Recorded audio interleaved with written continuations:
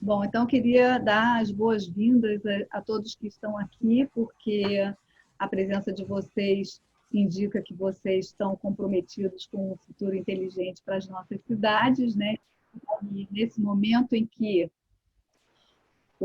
a inteligência não tem sido muito valorizada no nosso país, reunir pessoas que valorizam isso é fundamental, né?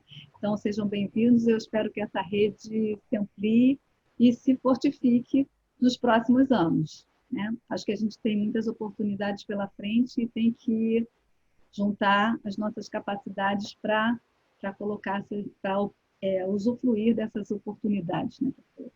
Bom, eu sou, para quem não conhece, Cláudia Pfeiffer, sou socióloga, doutora em Planejamento Urbano e Regional, tenho expertise em facilitação e gerenciamento de projetos de impacto socioambiental e cultural positivo, sou professora da UFRJ há mais de 30 anos, passei pelo IPUR, pela Poli, mas estou agora há mais tempo no Lares, e sou professora do Lares desde quase, acho que desde a sua primeira turma, e faço a coordenação adjunta agora do MBA em Cidades Inteligentes, que está com as inscrições abertas. Também tenho uma empresa de consultoria e gerenciamento de projetos, que é a Sócio Sustentável Produções.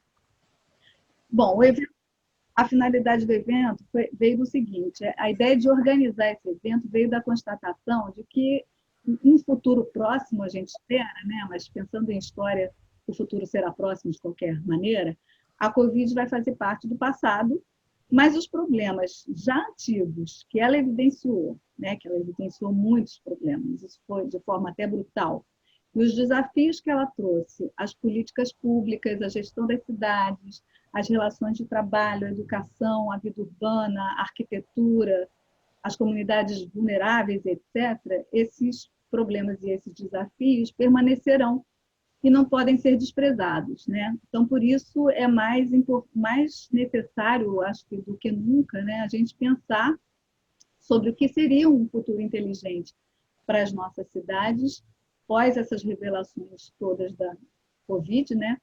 Como fazer para construir esse futuro, levando em consideração que a gente está avançando na direção da consolidação da era digital, que abre uma série de oportunidades para a solução de problemas socioambientais e para a facilitação da vida dos cidadãos, que é um tema que também orienta o MBA em Cidades Inteligentes do Lares, que está com as inscrições abertas, como eu falei, né? Para falar sobre o tema, nós vamos ter a Dália Maimon Shihai, que é professora titular do Instituto de Pesquisa, desculpa, do Instituto de Economia, bacharel em Ciências Econômicas e mestre em Engenharia de Produção pela UFRJ, doutora em Economia do Desenvolvimento pela Escola de Altos Estudos em Ciências Sociais de Paris e coordenadora do LARES, né, do Laboratório de Responsabilidade Social e Sustentabilidade do Instituto de Economia da UFRJ e de seus cursos, né? Depois vamos falar, quem vai falar é o Alan Grimar, que é oficial sênior da ONU Habitat, do Escritório Regional para a América Latina e o Caribe, que é nosso parceiro, né, em todas as nossas iniciativas nos últimos 2 anos. É sempre uma alegria estar com ele, a gente está sempre somando e isso é muito legal. Muito obrigado mais uma vez pela sua participação. Depois, o Vicente Loureiro, que também é um parceiro antigo meu, pelo menos, que ele já esteve comigo na Poli, a gente já frequentou os eventos que ele organizava na Câmara Metropolitana. Enfim, ele é arquiteto urbanista, doutorando em urbanismo pela Universidade de Lisboa. Atualmente, ele é conselheiro da Agência Reguladora de Transportes do Estado do Rio, com atividade profissional vinculada ao poder público por mais de 40 anos, no exercício de cargos de direção em diversos municípios do governo do Estado, de municípios e no governo do Estado. E em 2014, ele assumiu a função de diretor executivo da Câmara Metropolitana de Integração Governamental, onde ele coordenou o Plano Estratégico de Desenvolvimento Urbano Integrado da Região Metropolitana do Rio, o PEUI. Não sei se é assim que se fala essa sigla. Bom, Vicente, muito obrigada também pela sua presença, é sempre uma alegria a gente estar junto. A Luciana Neri, consultora internacional em impacto social para Paládio, Luciana, que fala? Palladium ou Palladium, Palladium? Palladium. Palladium, fiquei na dúvida. É inglesa. Make It Possible. Trabalhou com políticas públicas na Uber, foi subsecretária de modernização da gestão em Niterói e antes foi gerente de resiliência da cidade do Rio, onde liderou a estratégia de resiliência. Ela é formada em letras, com mestrado em administração de empresas internacionais pela PUC Rio e a Universidade de Grenoble. Né? Também já nos conhecemos. A escolha dessas pessoas foi realmente porque todas têm muito conhecimento e experiência acumulados no que tange a gestão de cidades. Eu acho que é um momento que esse conhecimento e essa experiência são muito relevantes para a gente pensar o futuro, né? Então, eu deixei eles livres para escolherem qual seria a abordagem que achariam mais conveniente para pensar qual seria o futuro, um futuro inteligente para as cidades, né, da perspectiva deles. E então eu vou agora passar a palavra para a Dália, né, que tem 20 minutos para 15 minutos para falar. Só rapidinho, cada palestrante vai ter entre 15 e 20 minutos para expor a sua ideia. Após a apresentação dos dois primeiros palestrantes, a gente vai ter um tempinho, 5 a 10 minutos, para eles responderem a perguntas que venham a ser feitas. Antes, quando faltarem 5 minutos para o término da fala de cada um, a Miriam vai avisar e vai ler as perguntas para cada palestrante. Tá bom? Então, Dália, passo para você. Muito obrigada, Cláudia. Eu vou tentar começar uma indagação, uma reflexão sobre cidades inteligentes pós-Covid, né? Então, vamos começar com o que era antes, quer dizer, o que eram cidades inteligentes para a gente, o que são essas cidades inteligentes, e depois vamos tentar ver o que mudou, o que chamou a atenção, o que está indicando que haverá mudança em termos do Covid. Então, cidades inteligentes, ecossistemas urbanos que integram tecnologia digital, conhecimento, para tornar mais responsivos aos usuários, melhorar os serviços e tornar as cidades mais adoráveis. Ou aquelas que otimizam a utilização dos recursos para melhor qualidade de vida do cidadão, em termos de mobilidade, energia, tudo que seja necessário, né, à vida das pessoas. E algumas definições entendem que a gente não tem cidades inteligentes porque a gente também não tem cidades burras. É que quem deve ser inteligente são as pessoas. E, na verdade, cidade inteligente tem pessoas inteligentes capazes, então, de ter um poder de escolha sobre seu estilo de vida, trabalho e viagem. Bom, as cidades inteligentes são diferentes entre si, porque cada urbe tem necessidades e especificidades únicas, né? Que seja até pelo relevo, pela história, pela cultura. Mas algumas delas têm alguns aspectos comuns. Então, em primeiro lugar, são voltadas para o aumento da qualidade de vida dos cidadãos, quer dizer, é um dos propósitos, atuam com o envolvimento de stakeholders, quer dizer, parcerias públicas, privadas e coorganização da sociedade civil, são constituídas com base em planejamento, devem otimizar a utilização de recursos e o uso das TIs com o objetivo de desenvolvimento sustentável, agora com os objetivos do milênio. Então, embora cada cidade inteligente tenha características específicas em função da sua história, do seu relevo, da sua cultura, a gente vai ter nas propostas alguns pontos em comum. Em termos de macro tendências, antes do Covid, o que se apontava é um grande crescimento da urbanização. 60% da população mundial parece que será urbana, isso porque a China definiu que 50% da sua população vai passar para cidades. No caso do Brasil, 90% da população vai viver na cidade até 2030. Em termos da revolução digital, a gente tem mais da metade da população conectada, isso já em 2019, quer dizer, o próprio 2020, com o Covid, a gente teve muito mais conexão. Brasil, em 2019, tivemos 230 milhões de usuários móveis, e 180 milhões de computadores e tablets pela pesquisa da Fundação Getúlio Vargas.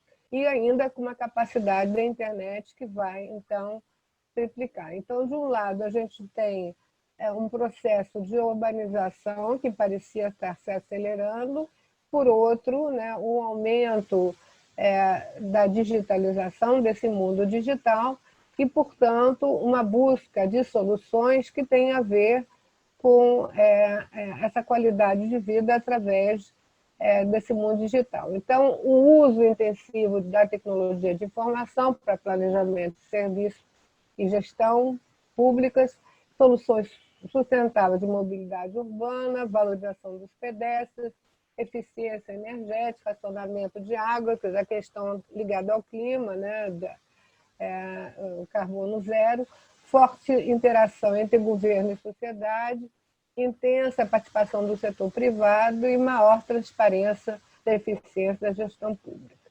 Então, esse era o nosso quadro antes da Covid. Com a Covid, então, a gente teve algum impacto, tanto em termos da oferta como da demanda, né? Então, a gente tem uma questão do distanciamento social, quer dizer, o distanciamento social vai mudar, como eu vou mostrar, as relações de trabalho, as relações de consumo, as incertitudes em relação ao futuro e também algumas restrições financeiras, então pode diminuir a própria demanda. Em termos da oferta também, a gente teve, em termos internacionais, uma quebra, né, das cadeias, né, de fornecimento, né, fechamento de várias fábricas e também uma incerteza em relação aos parâmetros, né, em que se deve buscar a produção. O que isso vai nos trazer em termos de mudança na cidade? Em particular, o trabalho remoto e o e-commerce, esse comércio eletrônico, tem afetado as mudanças na ocupação do uso do solo urbano. Então, não apenas nós temos, por exemplo, uma transferência da população que morava no centro e que esses centros estão mais contaminados para uma área um pouco mais longínqua, porque pode fazer um trabalho remoto, porque pode ter um acesso à distribuição. Então, a gente pode se permitir sair dos centros que estão mais contaminados. Por outro lado, eu não preciso necessariamente ter a cidade como lugar de concentração de produção e de consumo, que era seu papel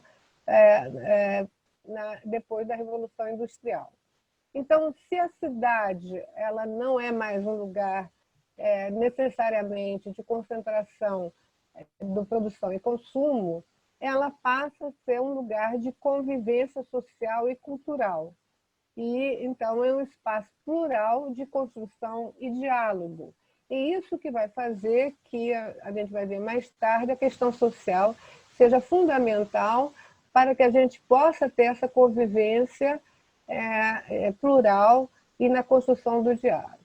Então, o trabalho remoto, que foi imposto pelo confinamento, tinha no Brasil 5%, né, em 2019, antes da Covid, que executavam trabalho remoto, e eram trabalhadores autônomos, sem vínculo formal, de baixa renda, e com as medidas de distanciamento social, a gente tem o dobro, 10% dos trabalhadores passaram a exercer o trabalho remoto, e aí os dados indicam que são trabalhadores com outro perfil, né, com nível de escolaridade mais elevado e renda mais alta. Né?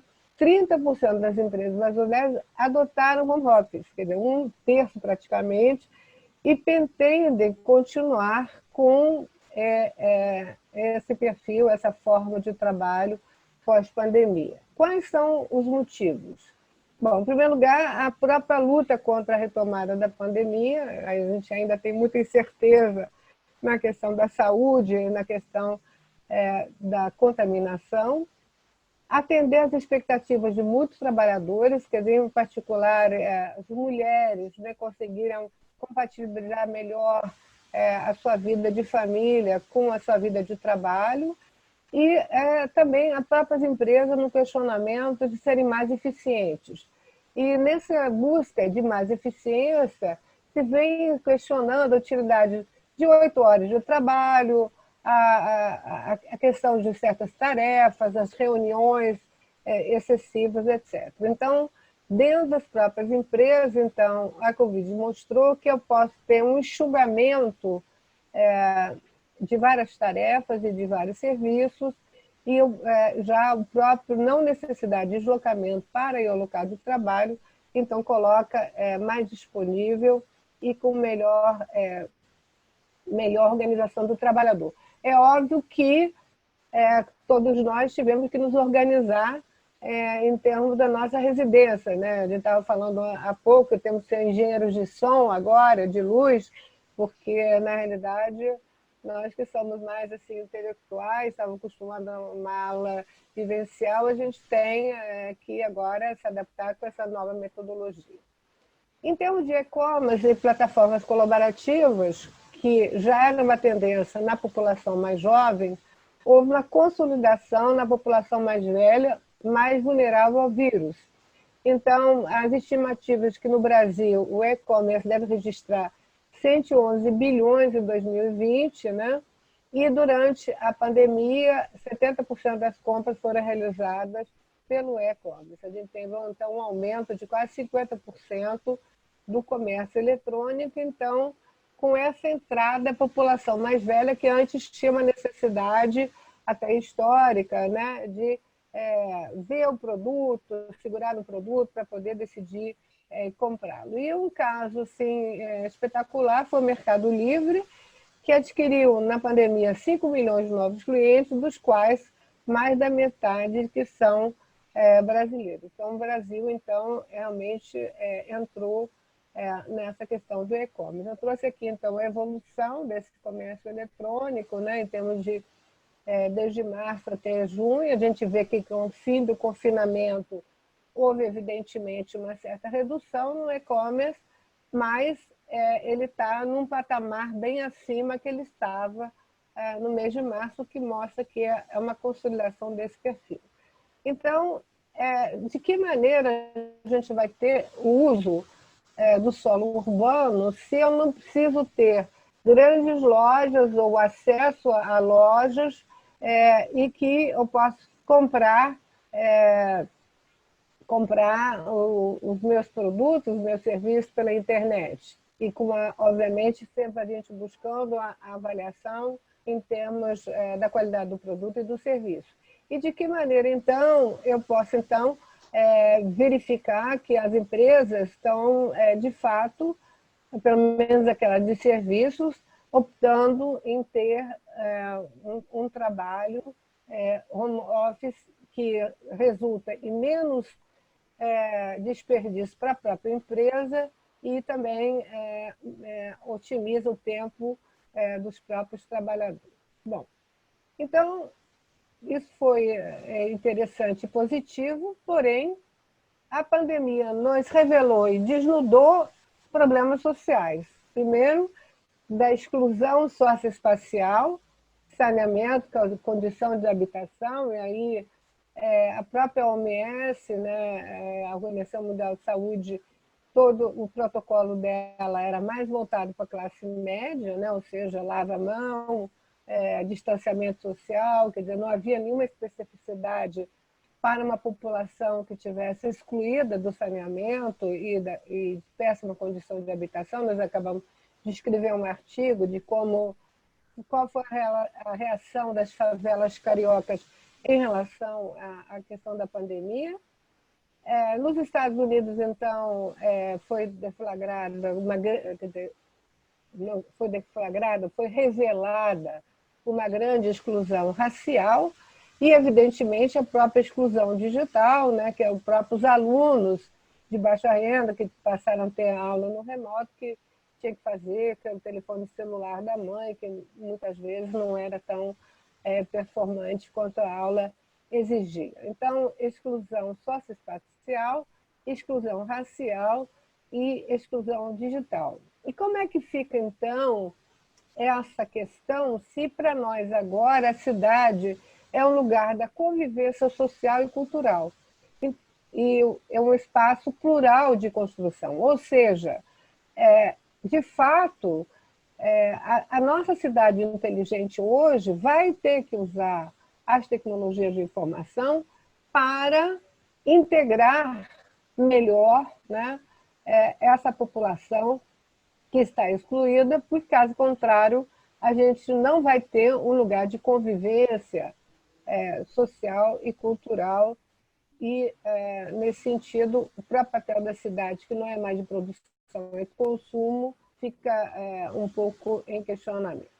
Bom, então, na realidade, nós vamos precisar de uma abordagem mais holística sobre a inteligência das cidades, né, em que a gente vai levar em consideração a questão da integração dos stakeholders, a participação, a questão da governança, obviamente também da infraestrutura necessária de bens e serviços urbanos e da minimização dos conflitos sociais. A gente vai ter que buscar um pacto social para que essas cidades continuem a ser coordenadas. Que cidade, então, a gente quer? Que cidade nós queremos?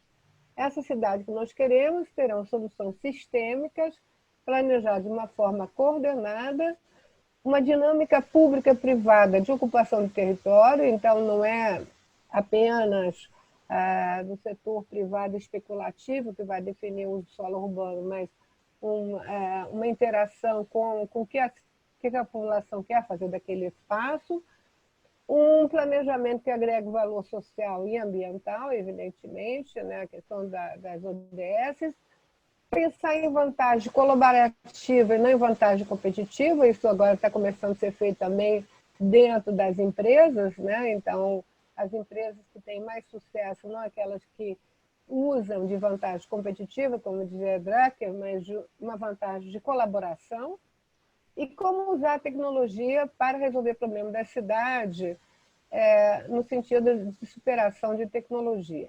E que o nosso planejamento ele também vai levar em conta a ocupação da cidade muda nos dias e horas. Então, se eu olhar, por exemplo, a Praia de Ipanema à noite, a Praia de Ipanema de dia, o centro da cidade no fim de semana, a gente tem outro tipo de ocupação que a cidade pode ter em função do horário, e a gente tem a tecnologia do in loco, né, que foi aqueles que mensuraram o distanciamento social, que pode ser utilizado para a gente verificar essa presença do cidadão na cidade, naquele espaço.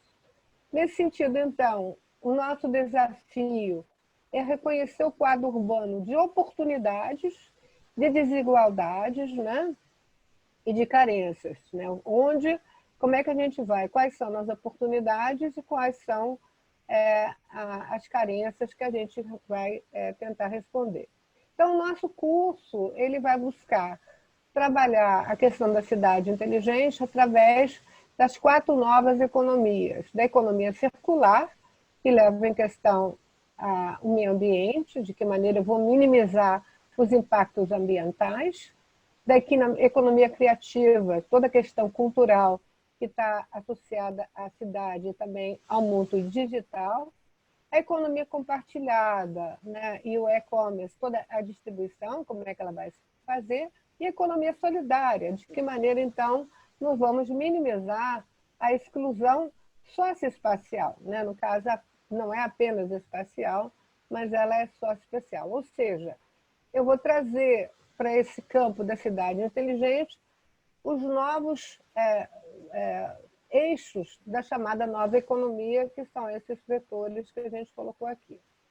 Então, essa nossa pós-graduação, com parceria com o Habitat, né? Mais uma vez, obrigado para o Alain, ela vai oferecer essas modalidades e já usar o nosso público de especialistas, de alunos, para discutir, então, esses novos rumos. Né? Nós temos 5 módulos, 4 módulos teóricos, né? E teóricos práticos, e um 5º módulo de metodologia de pesquisa, porque no curso tem que fazer uma monografia para ter o diploma da UFRJ. Primeiro módulo, governança, planejamento e gestão de cidades inteligentes. Segundo módulo, economia circular, toda a questão circular e ambiental ligada à cidade, né? Mobilidade urbana, gestão de riscos socioambientais, mudanças climáticas, a própria economia circular. Economia compartilhada e criativa, né? Economia compartilhada, sociedade em rede. Né? A gente já tem o Castells, que escreveu há mais de 20 anos um paper que é válido até hoje, como é que a nossa sociedade funciona em rede. Economia solidária e desigualdade social, quer dizer, toda a questão de integração desses grupos de excluído e a própria metodologia de pesquisa que eu havia falado. Com isso, então, eu termino. Eu acho que eu não me excedi, né, Cláudia? Eu fiquei no tempo, agradeço e estou à disposição para perguntas. Obrigada, Dália. Ficou dentro do tempo certinho. Vamos, então, passar agora para o Alan. Obrigado, Cláudia. Obrigado também a Dália. É um prazer participar hoje, desculpa, nessa conferência, de maneira virtual, mas acho que funciona muito bem. Então, obrigado e parabéns para essa iniciativa. Vou articular minha apresentação em dois módulos distintos. Né? O primeiro módulo mais vinculado com o conceito de cidade inteligente, Smart Cities, que a ONU Habitat acha desse conceito. Né? E depois vou vincular mais o segundo assunto sobre o tema de Covid-19 e o futuro da cidade, vinculado com esse tema de pandemia. Então, desculpa, não tenho PowerPoint, mas depois posso talvez compartilhar com Cláudia notas que escrevi. Então, é óbvio que esse conceito de relacionados com Smart Cities é muito vinculado com o uso intensivo da tecnologia da informação, sobretudo para planejamento e gestão integrada dos serviços públicos na cidade. Mas para a ONU Habitat deve ser muito mais que isso, como o Dália fala também. Então, óbvio que são soluções que são sustentáveis na tema como mobilidade urbana,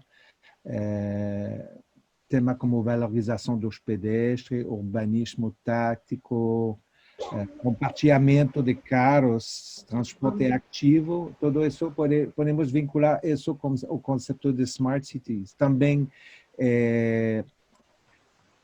vai facilitar, teoricamente, a interação entre o governo e a sociedade, a população em geral. Também, esse conceito de Smart Cities pode melhorar a transparência e eficiência na gestão pública da cidade.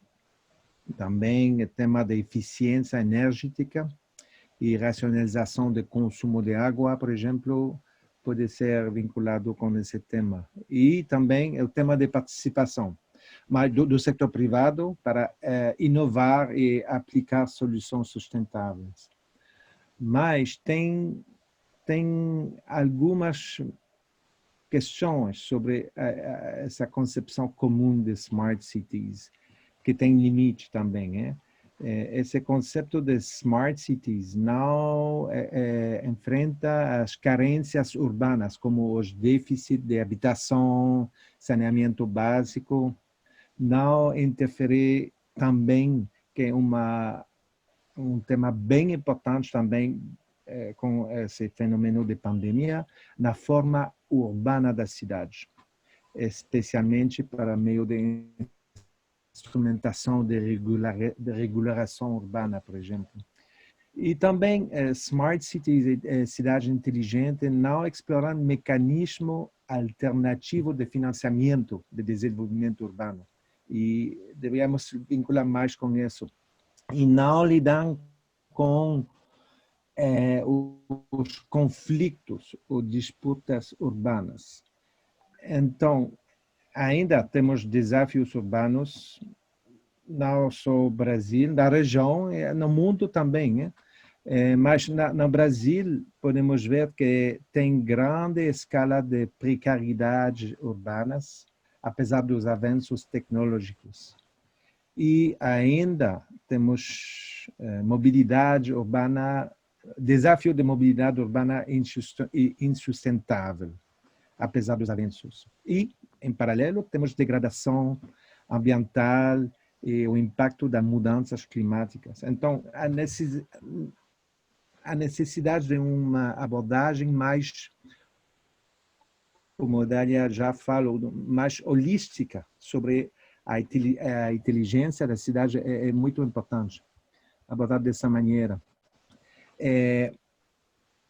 Então, tem ações estratégicas que podemos adaptar além da agenda das Smart Cities. Hein? Tem que reconhecer o quadro urbano de oportunidades e que ainda, também com a Covid-19, esse quadro urbano ainda tem oportunidades. Mas podemos ver também fenômeno de desigualdade e carências urbanas. Então, tem que formular e implementar instrumentos de planejamento urbano para modificar esse quadro urbano problemático e viabilizar a concepção de cidades sustentáveis, como definido pela nova agenda urbana. Então, por exemplo, instrumentos de indução de desenvolvimento urbano e gestão de valorização fundiária, é muito importante. Mecanismo para a obtenção da terra para o desenvolvimento urbano, esse é um desafio muito grande. Instrumentos de apoio à política de habitação, é crucial ainda, e também instrumentos de gestão de impactos urbanísticos e ambientais. Então, com esse quadro teórico, quero falar de a segunda parte da minha apresentação, acho que é bem interessante.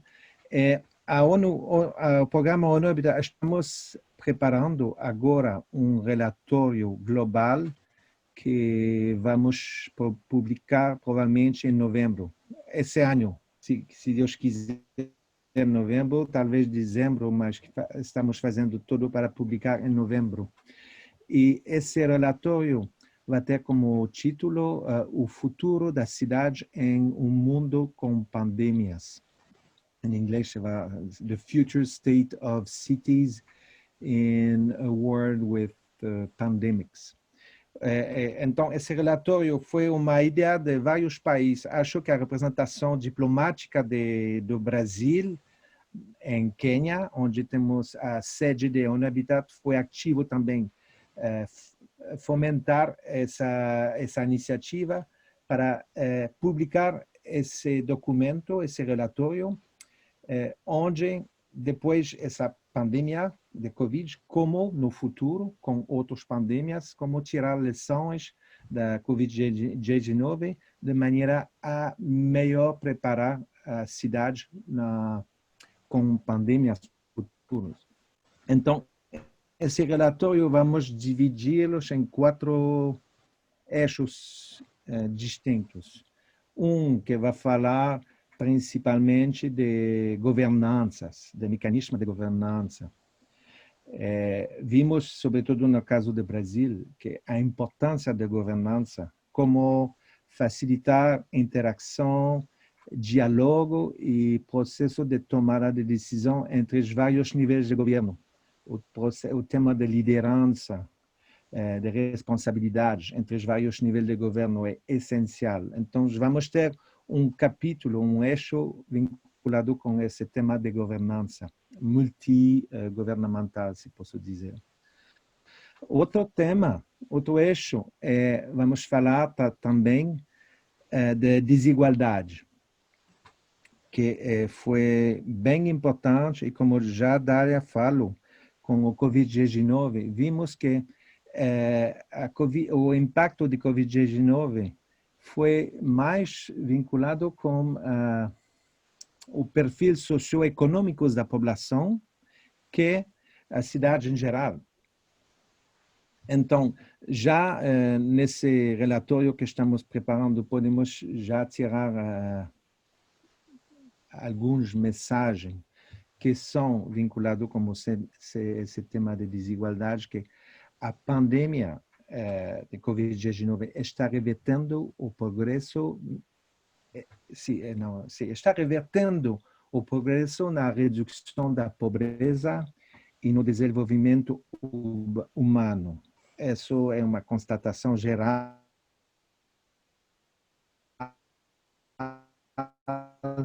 não só no Brasil, mas em todo o mundo, incluindo a Ásia, é igual. Então, nos 10, 15, 20 últimos anos, como várias agendas globais que a ONU tinha, infelizmente, com essa pandemia, revertimos um progresso, a redução da pobreza. Então, isso foi um problema. Outra lição, ou mensagem que vamos vincular com esse relatório, é que o tema de desigualdade tem relação direta com a comorbidade. Isso é geral também. Qualquer país foi um fenômeno geral. Também, as características do modelo urbano têm colocado em risco as principais populações. E, como quarta mensagem, a crise de, como se diz em português, despejos ou eviction, né? Eviction ou despejos, despejos. Então, está em mãos devido ao impacto econômico da crise. É mais impacto econômico que tive uma relação direta com a crise dos despejos. Vimos isso também não só no Brasil, mas nos Estados Unidos, agora mesmo. Então, é uma mensagem geral sobre é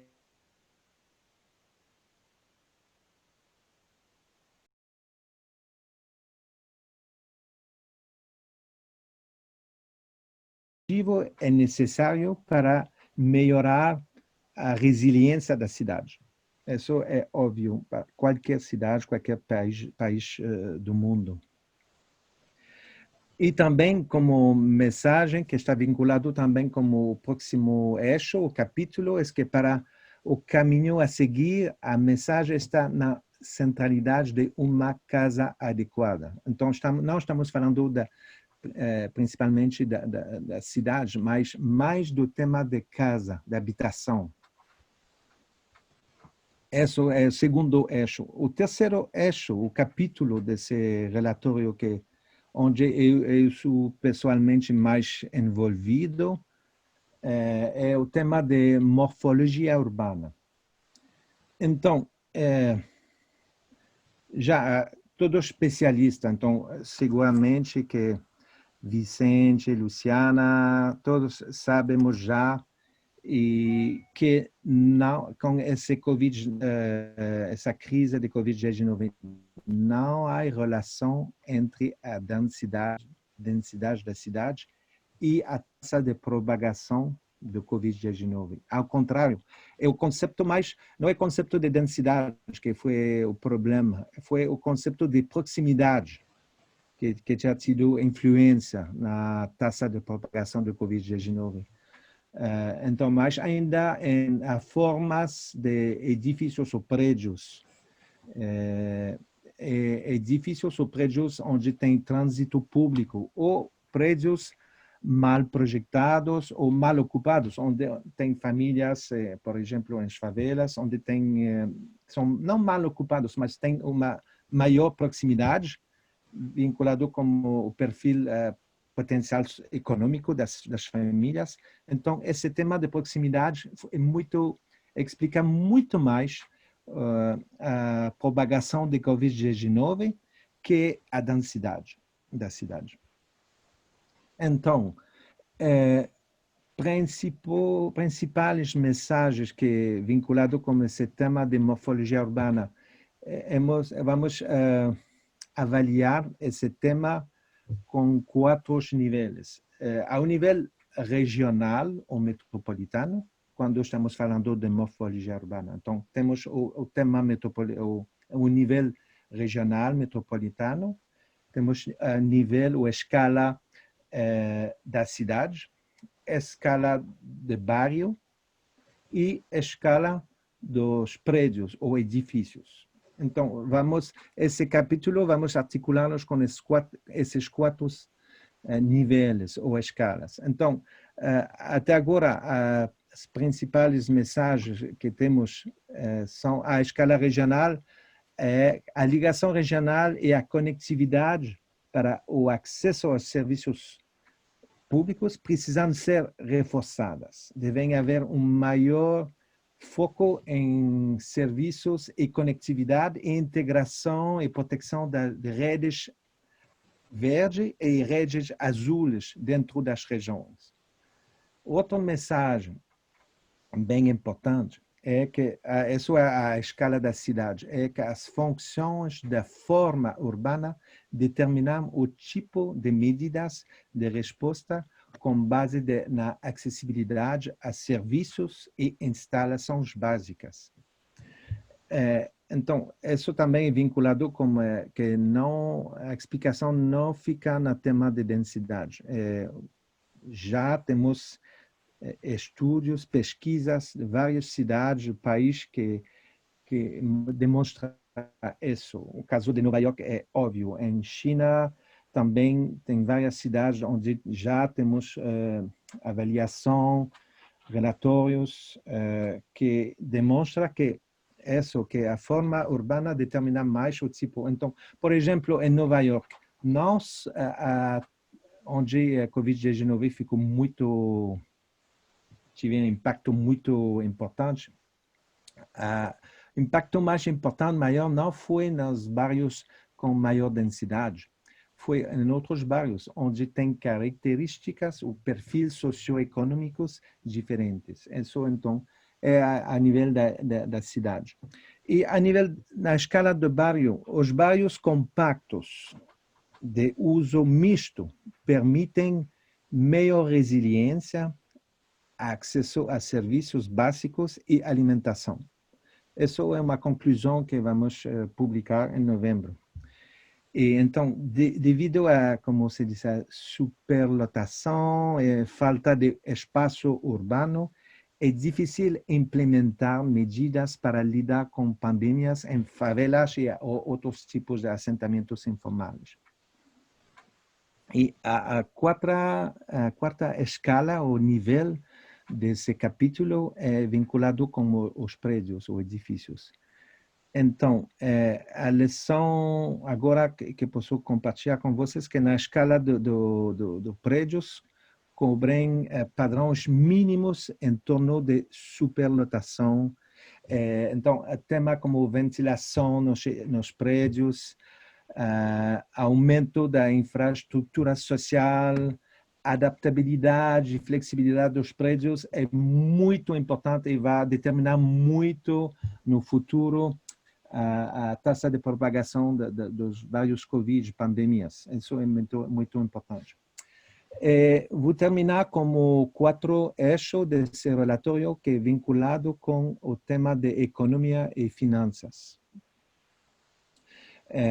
Então, as principais mensagens são que há necessidade de melhorar o contrato social a nível da cidade. Isso é óbvio. Também a economia urbana tem que se ligar ao tema que foi esquecido bastante nos últimos anos, em Brasil, na América Latina e outros continentes também, é se ligar ao tema de propriedade social. Tem que voltar com esse tema e facilitar o tema de propriedade social. Terceira mensagem existe a necessidade de um novo modelo financeiro para a cidade. Isso, de novo, não é só vinculado com o Brasil, mas podemos dizer que é geral. Por exemplo, as cidades ocidentais são muito dependentes do imposto sobre a propriedade, imposto fundiário, etc. Fundiários. Então, isso tem limite. Vimos isso e, acima de tudo, tem muitas cidades no mundo que têm a obrigação legal de não ter um déficit. Então, isso não é sustentável quando temos crise, pandemia como agora. Então, temos que revisitar e inventar um novo modelo financeiro para financiar de maneira mais sustentável as cidades. Então, esse tema vamos precisar de muitas inovações, muitos compromissos entre os vários níveis de governo, porque agora qualquer país, de novo, vou falar de qualquer país, vimos que a importância de financiamento temporário a partir a nível federal ou a nível nacional, que deve apoiar, ajudar as cidades. Então, tem que criar futuro mecanismo para facilitar esse mecanismo de transferência financiamento entre os vários níveis de governo, porque, ao final, a importância das cidades na economia de qualquer país é de mais importante e não podemos deixar atrás as cidades, tem que sempre que vincular, que apoiar as cidades para facilitar ao nível nacional a mudança e a adaptação a qualquer pandemia, qualquer crise sanitária ou outro tipo de crise. Vou ficar aqui, vou parar aqui, estou também disponível, mas preciso sair em 9 minutos, tenho outra reunião, mas posso responder, ouvir comentários, se tem perguntas, respostas. Obrigado. Obrigada, Alain, foi ótimo. Achei super interessante essa distinção entre densidade e proximidade, porque isso faz uma total diferença, né, na condução das soluções para a prevenção, para a prevenção da pandemia, da situação de pandemia. Muito interessante, dentre outras reflexões que você traz, mas eu não vou ocupar o tempo com isso, eu vou passar para você uma pergunta que foi feita para vocês dois, Dália e Alain, que é do Gleison Miller, que pergunta como o setor de energia será inserido neste novo mundo pós-Covid. Haverá mudanças e tendência de maior inserção de renováveis ou maior participação dos consumidores? Ele faz a pergunta parabenizando pelo evento. Querem que eu repita ou vocês ouviram? Dália, você está sem som. Estou sem som, então... mas foi o Ross que me tirou a voz. Já está com a voz. Já estou com a voz? Bom, olha só, os planos de transição ecológica que estão sendo estabelecidos aqui na Europa são planos que focam muito na condição de energia, sobretudo na mudança do perfil da energia fóssil, por causa da minimização de carbono, para energias renováveis. Então, isso já estava antes do Covid, né? É uma tendência que está se generalizando, né? As propostas para a nova economia são propostas, pelo menos a nível do discurso do governo aqui na Europa, de transição ecológica. Então, de que maneira? E também, exatamente nesse ponto que o Alain abordou, não há um limite no momento em termos do financiamento. Quer dizer, o negócio que nós temos no Brasil, de lei de responsabilidade fiscal, não cabe agora, nesse momento, ter um limite de despesa, porque o que se espera do governo evidentemente, gastar mais, até porque o setor privado, na grande maioria, está em déficit maior. Então, a questão de energia já estava antes e está agora pensando. Eu achei interessante que, em termos do timing, né? E o que se falou aqui é que, por exemplo, a gente tinha uma tradição de ter igrejas como a Notre Dame e outras, que foram, ou de igrejas até romanas, que foram construídas durante várias monarquias, vários reis, que começavam num período, acabavam no outro. Então, que a transição ecológica também, a gente poderia pensar em etapas, quer dizer, não a gente vai hoje fazer uma opção, amanhã vai acordar todo um planejamento ecológico meio correto, mas que a gente podia pensar isso em medidas de longo prazo. Então, mas há uma perspectiva de se trabalhar e a questão da energia é fundamental nesse contexto. Alan, você quer falar?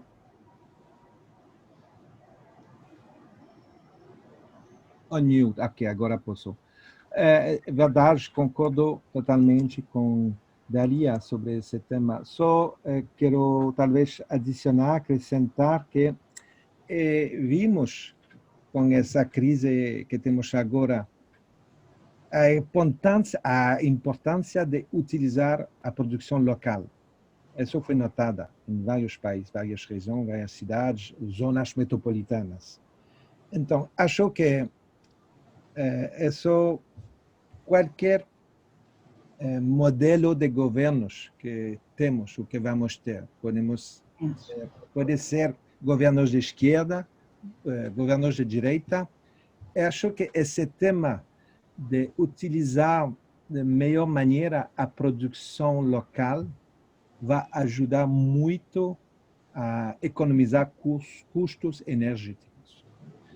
Então, tem que fomentar esse tema no futuro e vou repetir, mas acho que qualquer governo vai aprovar isso, que tem que fomentar a economia local, intercâmbio local. Isso vai ajudar muito o tema energético e vai ajudar, ao mesmo tempo, financiamento, a economia local, então, atores locais e governos locais, e vai diminuir custos energéticos. Então, acho que tem que muito mais que esse é um elemento de próxima política ao nível nacional e municipal que devemos implementar. Ok. Eu queria só fazer uma observação sobre a questão da população pobre, a questão da proximidade. Eu acabei de escrever um trabalho agora sobre como as favelas do Rio enfrentaram a Covid, e embora havia toda uma expectativa negativa que nas favelas seria um desastre, se a gente pegar os dados, a Fiocruz fez uma pesquisa em que ela classificou os bairros do Rio com muita favela, pouca favela. A mortalidade nos bairros onde tem grande concentração de favela, ou seja, mais de 50% da população é favela, a mortalidade é mais baixa do que os bairros que não há nenhuma favela. Se a gente pegar apenas Copacabana e Rocinha, o censo diz que Copacabana e Rocinha em 2010 tem 100 mil habitantes, mais ou menos, agora a Rocinha deve ter mais. A mortalidade na Rocinha ela foi menor do que em Copacabana. Então, obviamente tem o fator de idade que vai afetar, mas o que é importante para nós, que somos resilientes, é que com a sociedade civil, as favelas se organizaram em rede, imunizaram as suas ruas, tinham canais de fake news,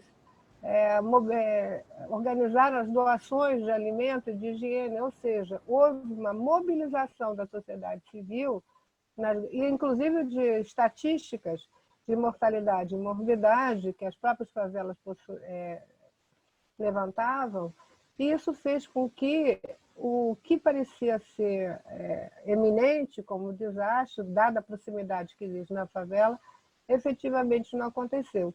É óbvio que tem um caso de uma pequena favela que não tem essa organização, lá houve um aumento da mortalidade. Ou mesmo nas áreas mais pobres do interior do Brasil, que pode estar menos empoderadas. Mas as nossas favelas, as grandes favelas cariocas, elas estão super organizadas e muito conectadas e reagiram de uma forma espetacular no sentido que minimizaram tanto a morbidade como a mortalidade na sua comunidade. Então, esse é um fato de ser salientado, o papel da sociedade civil, que está tão acostumada a não receber nada do setor público que acaba respondendo sozinha e se defendendo contra a questão da pandemia.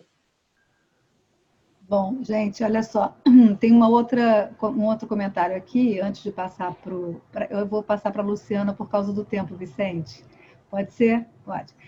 Que diz o seguinte: bom dia a todos, parabéns aos organizadores pelo evento, excelentes abordagens, gostaria de reforçar a importância de se aprofundar o debate sobre o financiamento das cidades nesse momento em que se discute a reforma tributária do Estado Federativo Brasileiro. A gente deixa essa discussão talvez para o final, para que a Luciana não seja prejudicada. Pode ser? Então, vamos lá. Então, vou passar a palavra agora para a Luciana. Ok, então, tchau. Preciso sair. Desculpa. Tchau, Foi um obrigada. prazer. Obrigada. Então, vou olhar a gravação depois para escutar a Vicente e a Luciana. Obrigado. Ok, tchau. Tchau. Tchau.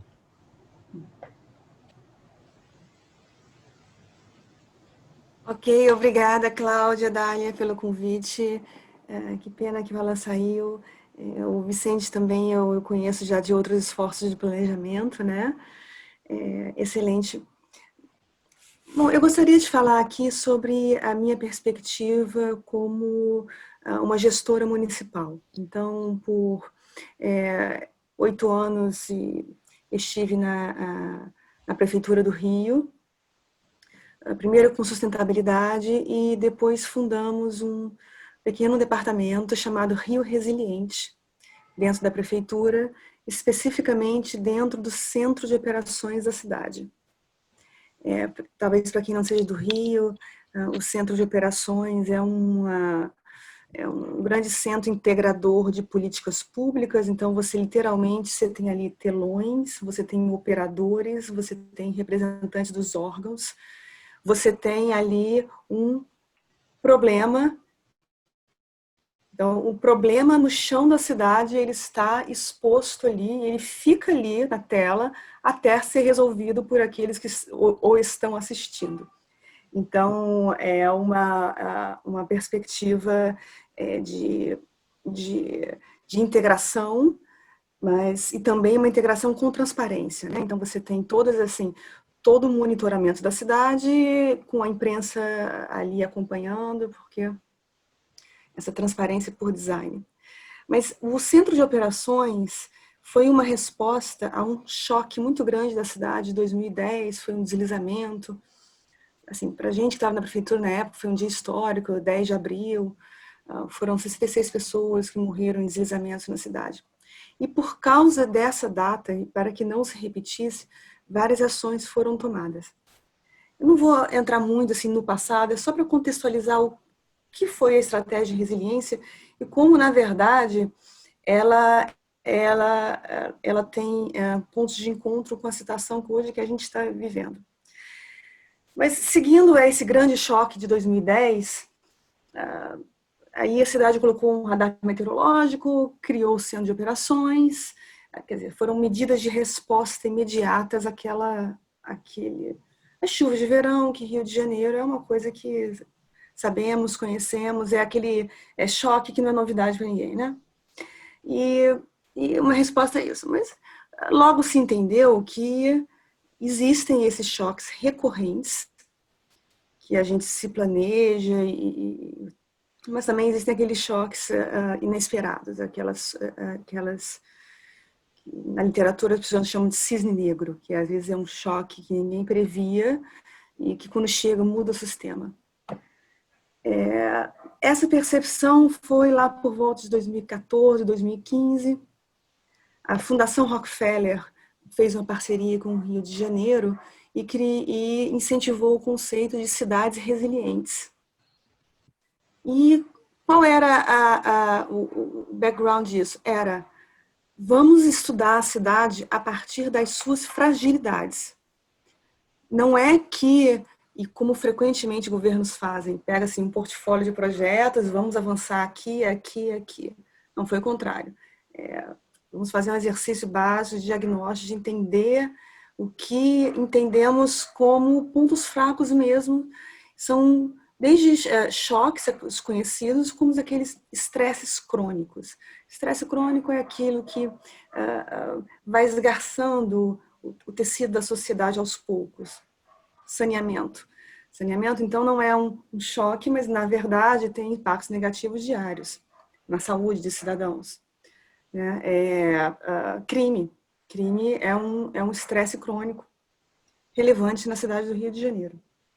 Então, vamos pensar as fragilidades da cidade e como responder a isso.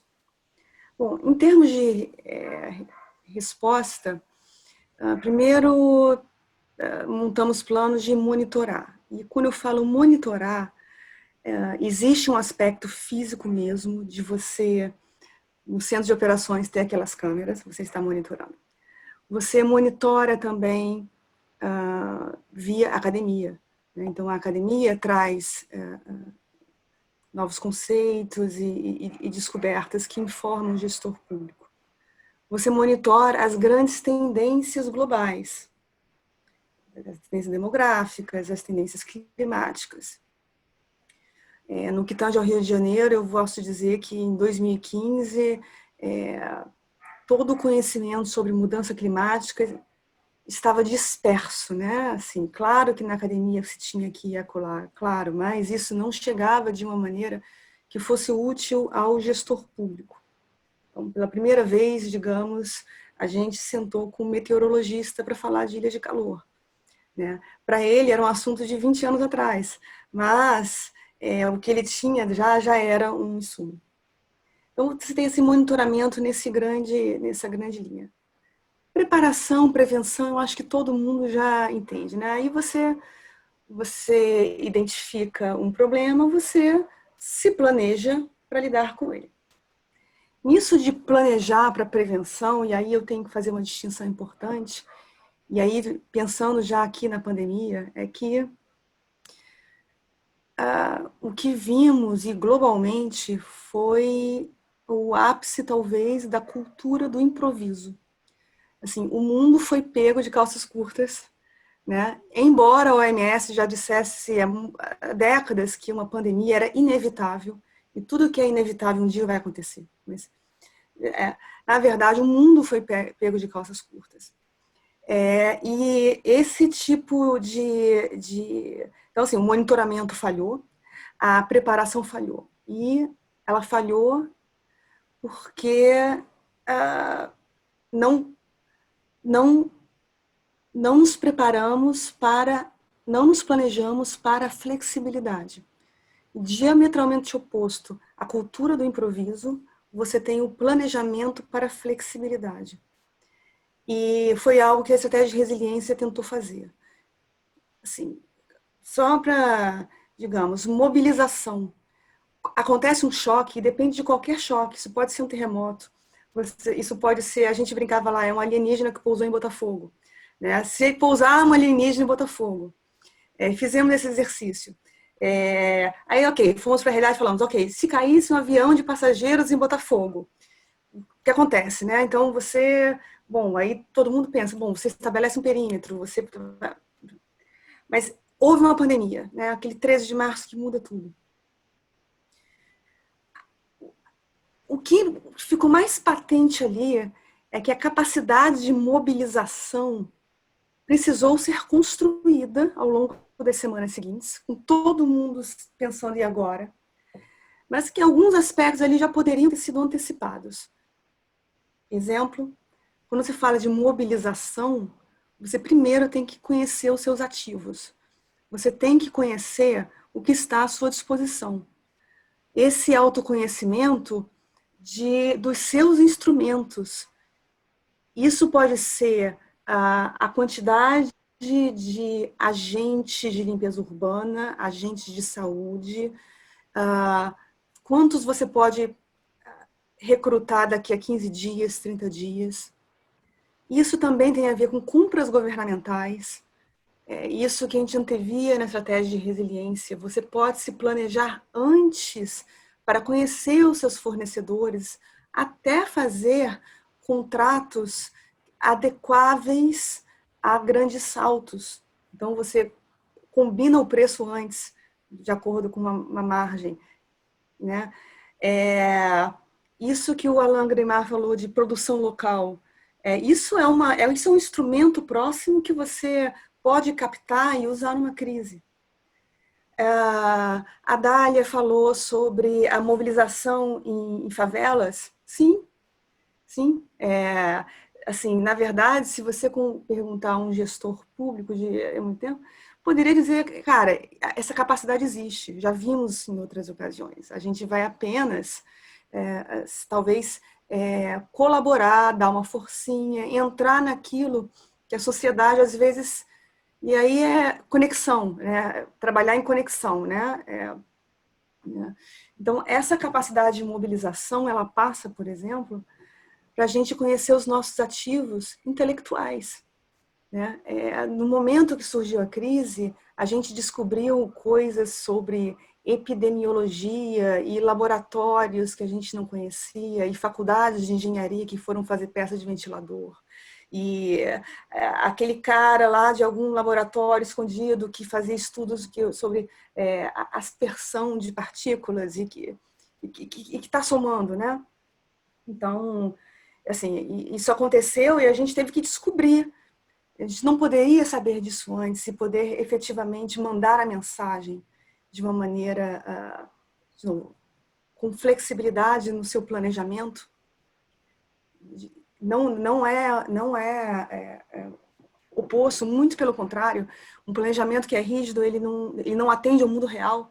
O nosso mundo real, ele é bastante dinâmico, né?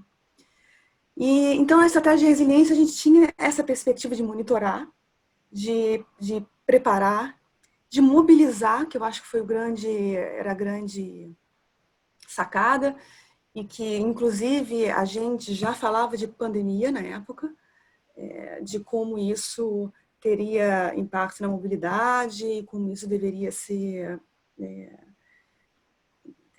equacionado, também considerando que, aliás, uma vantagem competitiva do Rio de Janeiro, a gente tem a Fiocruz, a gente tem conhecimento de epidemias, dengue é um fato da cidade desde a década de 80. Então, assim, a gente saiu na frente, na verdade. E uma cidade que se pensa do futuro, basicamente, ela tem que pensar a resiliência como um planejamento de flexibilidade, né? Também, mais do que nunca, ficou patente o quanto é importante a comunicação. E quando você pensa em fake news e coisa e tal, o quanto faz a diferença uma comunicação de credibilidade. Isso lá no centro de operações, que era o dia a dia da cidade, tínhamos um time de meteorologistas, o cuidado era intenso com a credibilidade, porque quando se quebra essa confiança do governo com a população, de fato, não há política pública que se realize. Porque a quebra de comunicação ela pode tornar pior qualquer tipo de crise. E uma quinta dimensão era a questão do aprendizado. E é aquela coisa mais de o que aprendemos com essa pandemia. Essa pandemia haverá outras, né, de outras formas. E a gente, uma estratégia, uma cidade resiliente e uma cidade, ela tem que pensar. Por exemplo, e eu, como no papel de gerente de resiliência, eu fui em muitos lugares, né, falar sobre os choques, as fragilidades do Rio de Janeiro. Às vezes até era uma reação meio, poxa, você fica falando coisa ruim, parece que atrai, né? Mas algo que está patente no Rio de Janeiro, os estudos comprovam, os nossos melhores cientistas estão demonstrando, e a gente tem que estar atento, por exemplo, à elevação do nível do mar. É algo que temos evidências anedóticas, porque basicamente aqui no nosso território a gente não conhece assim, dados, mas já há bastante indícios que isso é algo premente nas próximas décadas, um impacto extremamente grande, porque tem a ver com turismo, entretenimento, propriedade, né?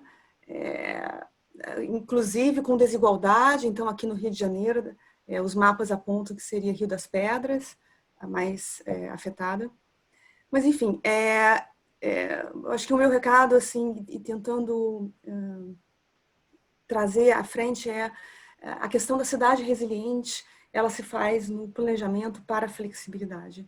E qualquer cidade do futuro, ela vai ter que incorporar os seus aspectos sensoriais de tecnologia, sim, os seus ativos intelectuais, que no caso no Rio de Janeiro estamos muito bem, mas que se não houver ativo intelectual, você importa, porque a comunicação ela te permite isso, né? As conexões estão aqui, né? E também é uma cidade que ela aprende, ela é ágil nesse sentido. Então, Cláudia, era basicamente isso que eu gostaria de falar. Eu acho que eu falei em 15 minutos. E bom, já viu que cidades e resiliência é um tema que eu gosto bastante. E estou entusiasmado por poder falar sobre isso.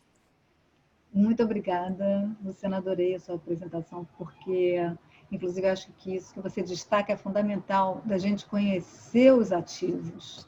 Sem conhecer os ativos, fica difícil mobilizá-los a tempo quando há uma necessidade, né? Então, isso para mim o ponto, para mim foi o ponto mais importante, porque, na verdade, sobre cidades resilientes eu já conhecia o que você pensava, mas acho super importante a gente estar sempre pensando em como ser resiliente, né? Porque o futuro é incerto, mas tem algumas previsões problemáticas, né? Então a gente tem que estar preparado.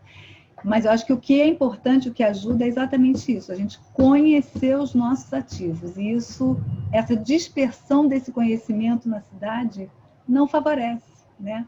Então espero que a gente consiga fazer isso. Quem sabe a gente não faz um projeto de pesquisa para levantar tudo isso a partir de agora, né? Enfim, nós estamos com o nosso curso aí aberto para trazer gente para pensar, para multiplicar. Então, até queria deixar registrado aqui que todas essas pessoas que estão falando são professores ou palestrantes do nosso curso, então vocês já estão vendo como ele pode ser rico, né? Vou passar a palavra, então, para o Vicente. E se você tiver que sair, Luciana, antes do final, aí você sai, mas eu vou deixar ele concluir, tá bom? Excelente, obrigada. Obrigada. Bom dia, Cláudia, bom dia, Daila, Luciana, a Alan já nos deixou, bom dia a todos e todas aí que nos assistem. É um prazer, uma honra estar aqui com vocês. Eu quero ver se consigo compartilhar algumas indagações que acho que passaram por todos nós durante ou diante dessa pandemia, que alguém já disse aí, nos pegou de calça nas mãos, acho que foi Luciano. E é verdade, né? Não estávamos preparados, apesar de anúncios recorrentes, né, sobre a iminência de acontecer algo semelhante no mundo. Mas, enfim, eu então procurei, sem juízo de valor, apenas pensar alguns avanços. A gente vivia, do ponto de vista do urbanismo, né, da gestão das cidades, a gente vivia uma década promissora, assim, comparado às outras, né, mais recentes, uma década com uma série de inovações ou tentativas de inovações em curso pelas cidades, em algumas cidades do mundo, e que me parece que com a pandemia algumas devem continuar a ser perseguidas, outras podem estar em xeque nesse momento. Mas eu queria trazer essa panorâmica para que a gente perceber que a pandemia nos coloca desafios, mas nós temos ativos, né, de conhecimento, né, atitudes consagradas que merecem ser recalibradas, né, adaptadas, né, a essas novas circunstâncias, esses novos desafios trazidos pela pandemia. Então, é um olhar um pouco otimista, mas eu acho que a gente precisa ter para poder, inclusive, ganhar fôlego e força para dar conta de tamanhos desafios que estão diante de nós e, sobretudo, nas cidades. Já estavam e foram, digamos, agudizados com a pandemia, né? Então, eu queria começar, né? Vou fazer uma apresentaçãozinha, uns slides só para ajudar a organizar aqui o discurso e prometo seguir o tempo direitinho. Então, estão vendo? Não foi? Foi, está ótimo. Foi, está vendo? Ótimo. Então, Esse primeiro slide, né, só um minutinho, deixa eu me guiar aqui, que eu também... É só uma primeira ideia do que a gente tenta juntar nisso daí, né? A pandemia, né? E os rumos do urbanismo. A seguir, foi? Está indo? Não. Foi? Não. Não? Não passou? Não. Ué? Não estou conseguindo aqui. Só um minutinho, perdão. Que engraçado. Vamos ver.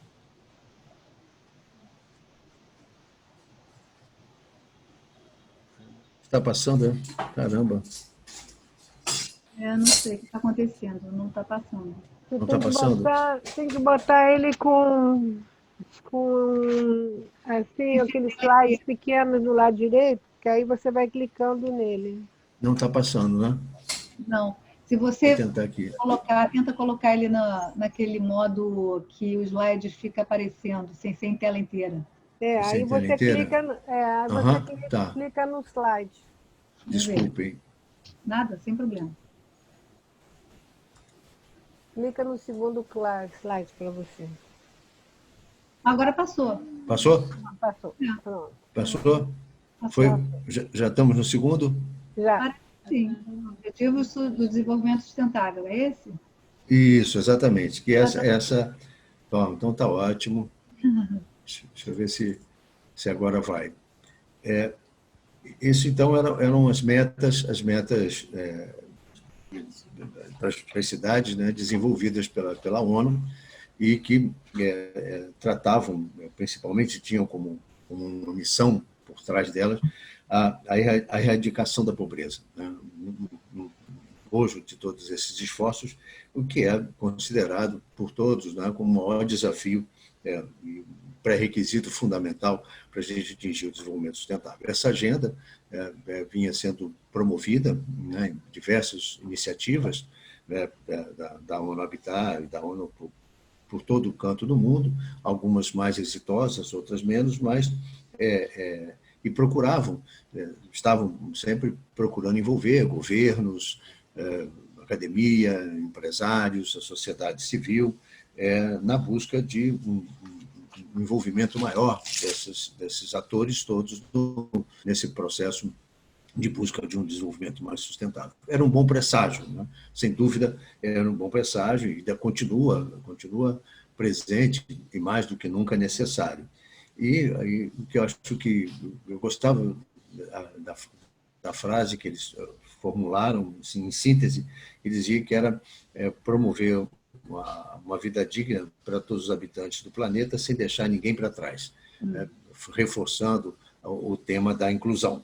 Então, essa eu acho que seria uma das iniciativas importantes e que a gente não deve abrir mão no sentido de recuperar mais protagonismo, né, das cidades no enfrentamento dos desafios que ela continua tendo e desses outros estabelecidos pela pandemia. Então, juntar capital político, capital social, conhecimento, recursos ativos, todos em favor desse fortalecimento da capacidade de resposta. Outra, como panorâmica, são dois exemplos, né, de cidades, de iniciativas, e aí eu vou dizer inteligentes. Quer dizer, inteligente é no sentido de esperta, de conectada, de buscando inovação, buscando quebrar paradigmas, e usando as tecnologias como instrumento, como ferramenta para dar conta desses objetivos. Eu citei os dois exemplos, Oslo e Madrid. Oslo, mais radical, propondo até 2030, ou 2040, se não me falha a memória, 2030, a cidade sem carro, abrindo mão do uso do automóvel como conhecemos hoje. É uma proposta corajosa, né, insinuante, né, e que Madrid também chegou a desenhar e começou a pôr em prática, mas restrita ao centro expandido. Oslo não, para todo o território urbano. Então, são iniciativas que já apontam uma busca por uma nova forma de circular, ou buscavam uma nova forma de nós circularmos ou obtermos as nossas necessidades cotidianas de forma distinta da que vimos praticando, sobretudo com o uso do automóvel. Aí é o exemplo de Oslo, né, um cartaz da campanha, né, desse programa, bom, então, essas são iniciativas dessa natureza. Melbourne, na Austrália, também desenvolveu uma proposta bastante ousada e, segundo alguns especialistas, não replicável em cidades mais pobres, talvez seja possível nas cidades mais ricas, mas independente desse questionamento, ela também propõe uma nova lógica, uma nova maneira de olhar para o desenvolvimento, que é fazer com que todos os deslocamentos que a gente precisa fazer diariamente... Oi? Está ouvindo? Tá tudo bem? Tá. Então, se faça a 15 ou 20 minutos de casa, a pé ou de bicicleta. Então, as necessidades de consumo, as necessidades dos serviços básicos de educação, saúde, de lazer, de entretenimento, esses serviços essenciais para o nosso cotidiano, inclusive o trabalho, está à disposição, né, na proximidade de um deslocamento a pé ou de bicicleta no modo ativo. Então, essa é uma outra pegada também, no sentido de buscar uma nova forma de organizar o território, de distribuir as funções essenciais da vida urbana de maneira mais sustentável, de maneira mais equitativa e equânime. Por outro lado, diante disso, eu estou aqui só, como disse no início, pensando exemplos de iniciativas, de formulações para o futuro das cidades postas em curso. Uma outra, a Geographic Universal contratou uma grande empresa de consultoria, a SOM, para desenhar a cidade do futuro, né? Como é que seria essa cidade, quais seriam as suas principais prerrogativas, as principais proposições. E aí, algumas são recorrentes, as que eu já falei, outras mais novas, essas um pouco mais calcadas num que eles chamam de um urbanismo biomórfico, com muito cuidado com a ecologia, com as questões ambientais. Então, também desenvolveram esse estudo e ganhou debates e diversas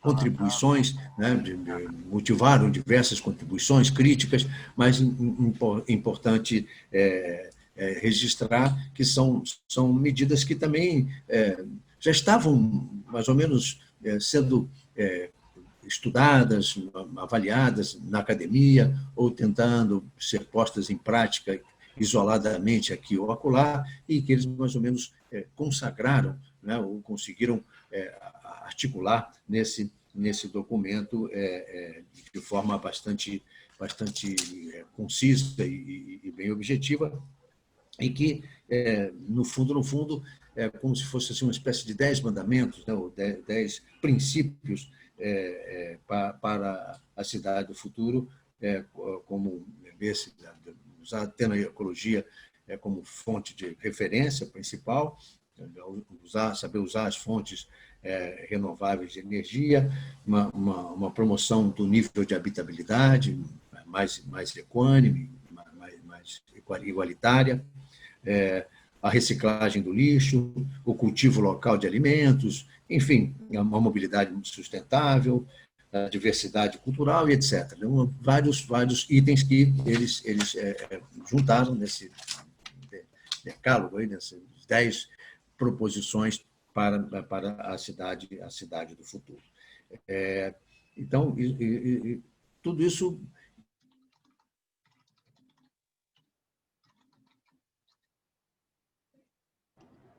Congelou só para mim ou para vocês também? A imagem dele. Não, para todo mundo. Congelou, né? Então, não sei como é que a gente faz. Vamos ver. Ele caiu, né? Caiu. Acho que caiu. Passa, Cláudia, passa para a pergunta. Pronto. Passa. Voltou? Só tem que abrir o som, Vicente. O som tá... Você está sem som, Vicente. Abre o microfone.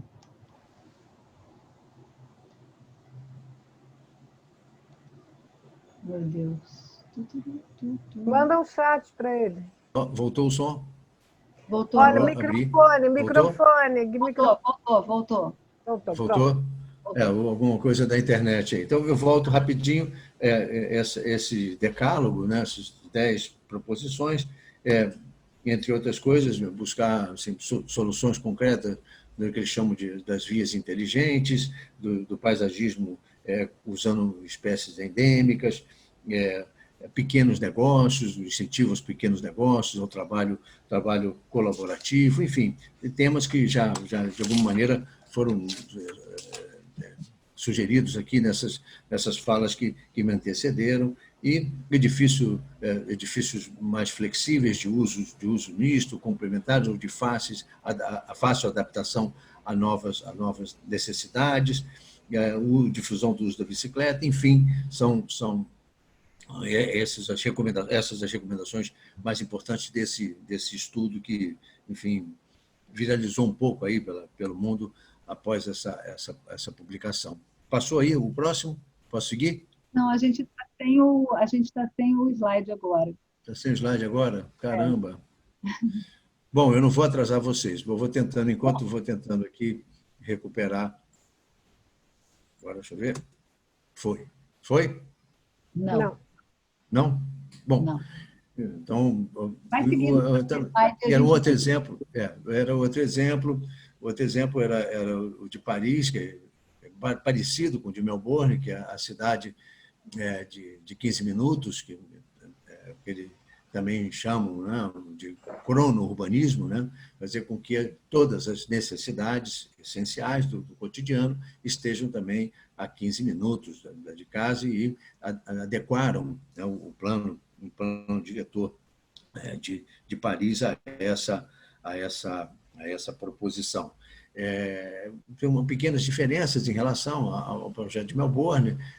Paris tem uma rede de infraestrutura de transportes mais robusta e já vinha no plano diretor de desenvolvimento da Grande Paris, já trabalhando com linhas transversais, criando formas de circular entre as centralidades de Paris, sem necessariamente passar pelo centro principal, né? Então, essas iniciativas também colaboram um pouco para que se viabilize essa estratégia, pelo menos a nível do pensamento ou das formulações. Volto a dizer, também merecem, né, e têm merecido críticas, inclusive do Banco Mundial, de especialistas contratados pelo banco, duvidando da possibilidade de replicar esse tipo de iniciativa mundo afora, né, principalmente nas cidades do mundo em desenvolvimento. A seguir, temos essa compreensão de que é difícil, essa compreensão é difícil. Eu gostaria de voltar, né, algumas casas atrás, no tabuleiro, para falar de um tema que me parece importantíssimo e que é presente em várias partes do mundo, principalmente nas cidades dos países mais pobres, que é o tema da habitação, né? Já foi citado aqui, e é exatamente um tema muito difícil e que temos encontrado dificuldades grandes, ou quando buscamos soluções, nem sempre temos encontrado as soluções mais adequadas. Eu vou destacar esse tema, que eu acho que ele estava presente antes, né, como desafio, e a questão da pandemia mostra o quanto que a precariedade das condições de habitação, né, da falta de condições de saneamento, ou mesmo da quantidade de pessoas morando por cômodo, né, por domicílio, né, que é um pouco diferente do tema da densidade de um modo geral, da cidade, como essa da densidade da moradia, né? E portanto, que dificultam muito, né, o isolamento, as práticas de isolamento social. Atestamos isso durante a pandemia. E, portanto, esse desafio, né, nós vivemos no Minha Casa Minha Vida durante 10 anos um grande esforço, né, esforço histórico de construção de casas populares, foram mais de 4 milhões de casas construídas, né, e entregues, e para um desafio, na época do lançamento do programa, de 7 milhões de unidades como déficit. O déficit habitacional considerado para vencer era de 7 milhões. Ao fim e ao cabo de 10 anos desse esforço histórico, né, esforço realmente, na época, no Brasil republicano, um dos mais efetivos, né, e presentes, com seus defeitos. Não estou aqui para discutir os defeitos do Minha Casa Minha Vida, as imperfeições, mas é só para mostrar que 10 anos depois o déficit continua o mesmo. Quer dizer, somos produtor de desigualdade, né, e produtor de pessoas sem casa, né? Isso, se a gente não conseguir mexer com essa questão, né, enfrentar essa questão de forma efetiva, nós continuaremos com dificuldades, né, as dificuldades resultantes dessa taxa de produção informal, ou reprodução informal das cidades, né, e quanto mais a gente vive crises, a gente tem vivido sucessivas crises, recessões, né? Estou falando numa escola de economia, a gente precisa encontrar uma espécie de plano real ou algo semelhante que nos permita construir um desenvolvimento mais inclusivo e ter recursos, né, seguros para fazer com que não façamos uma reprodução tão insalubre, tão precarizada da vida urbana, né? A média nas cidades é considerada de 50% que que reproduzimos nas cidades é na informalidade e na precariedade. Algumas mais, outras menos, mas isso é um desafio que destaco, então, como importante, que a pandemia mostrou mais claramente o tamanho dos riscos que isso pode significar. Por fim, é só um lembrete, como estou numa escola de economia, né, e acho que eu tenho uma experiência interessante, não quero julgar aqui a teoria da professora Kate Raworth, da Universidade de Oxford, sobre a tal teoria da rosquinha, que ela desenvolveu sobre o modelo de desenvolvimento, mas eu queria registrar a experiência de Amsterdã, recente, que reuniu um conjunto de membros da academia e criou um sistema para acompanhamento dessa política de fazer um desenvolvimento com essa metodologia, ou tentando seguir um pouco essa teoria. Não sei se vai ter muita serventia ou alcance, de fato, desses resultados, mas eu queria apenas destacar a importância que temos, talvez, assim como foi citado aqui da energia, eu acho que também sinto a necessidade de trazermos mais para o nível local, tanto a gestão da energia, que no Brasil é absolutamente federalizada, como da economia.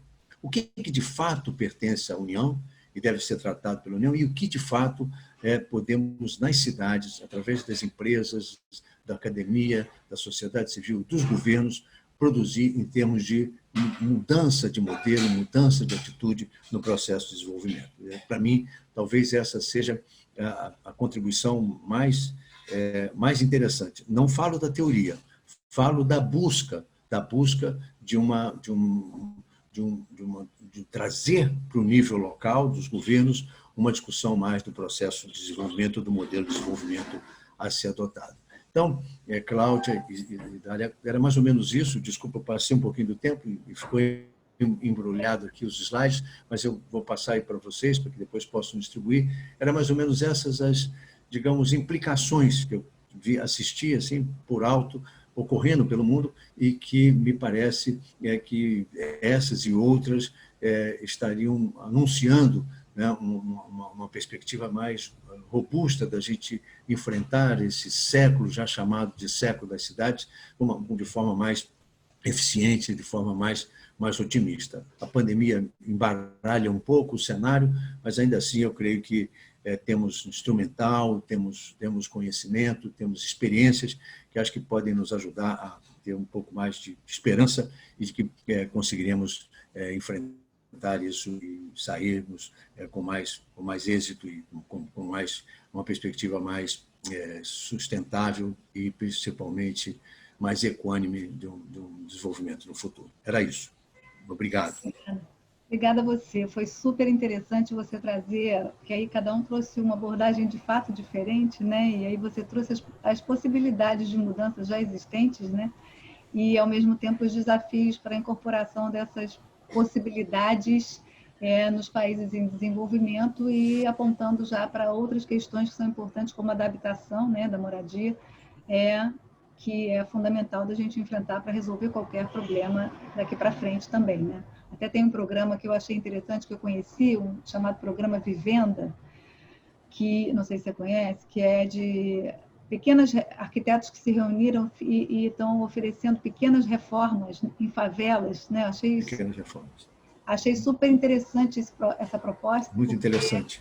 Né, você pode resolver eles vendem pacotes de vários serviços com preço acessível para essa população, e isso pode interferir muito, né, na adequação dessas habitações para esses momentos, né, para elas se tornarem mais salutares, né? Então, achei que essa é a questão, são essas as questões que a gente tem que enfrentar, de fato, né? Então, daqui para frente. Eu acho que o importante é não ficar olhando para o passado, porque o passado já passou e a gente tem que aprender com ele, mas ir para frente, né? E tem as possibilidades aí. Então, a nossa ideia é essa, construir o futuro com as novas possibilidades.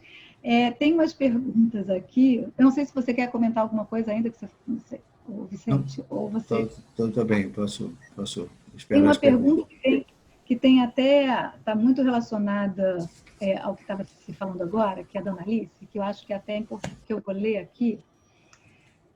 Depois tem mais, eu peço que alguém me ajude, porque eu só estou com essa na minha tela no momento. A Covid acentuou as desigualdades dos países que não tinham políticas adequadas do bem-estar social. Estados Unidos, a nação mais rica do mundo, tem milhões de sem-teto e em 2 meses teve um aumento de 38 milhões de desempregados. No Brasil, a situação é muito pior. A solução imediata foi a política de dinheiro por helicóptero, doação de recursos para a sobrevivência. Entretanto, o Brasil se afirma com uma política neoliberal restritiva aos benefícios sociais. Pergunta: como o planejamento urbano percebe esses cenários tão sombrios? Como conceber cidades inteligentes com pessoas tendo a rua como o único espaço de habitação possível? Depois que vocês responderem, eu também gostaria de falar sobre isso, que é uma questão que me mobiliza. Então, Dália e Vicente, você, não sei se você quer responder essa questão. Posso tentar. Eu acho que esse desafio é central. Como é que a gente acolhe, né? Como é que a gente inclui, como é que é possível desenvolver, implantar políticas públicas de desenvolvimento que permitam com que as pessoas que não têm acesso à moradia, aos transportes, aos serviços de saneamento, não possam usufruir desses bens, digamos, minimamente dignos, né? Essenciais para uma vida digna, melhor dizendo. Eu creio que é preciso, né?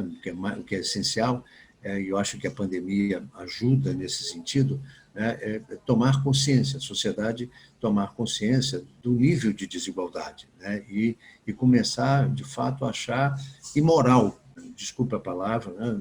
Forte, um pouco imoral o nível de desigualdade que a nossa economia gera, né? E ainda continua gerando. Então, acho que essa reação de parte da sociedade, que seja ainda, mas no sentido de querer buscar e cobrar soluções efetivas para inclusão, um modelo de desenvolvimento realmente inclusivo e que permita, né, fazer a cidade para todos, um ambiente minimamente digno para todos, né, onde todos possam usufruir desses serviços essenciais.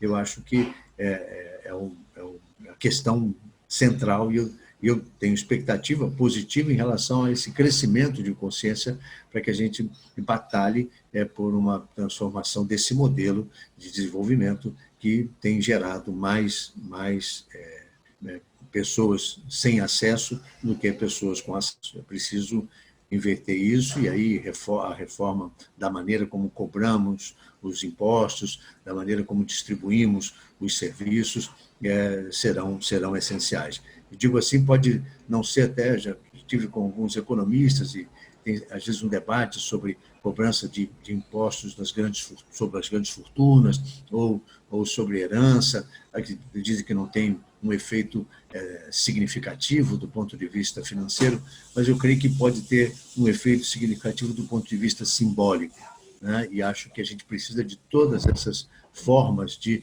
transformar a maneira com que tratamos da cidade. E aumentar também a atitude do poder público, né? O Alain falava do alcance limitado do imposto sobre a propriedade, sobre mais.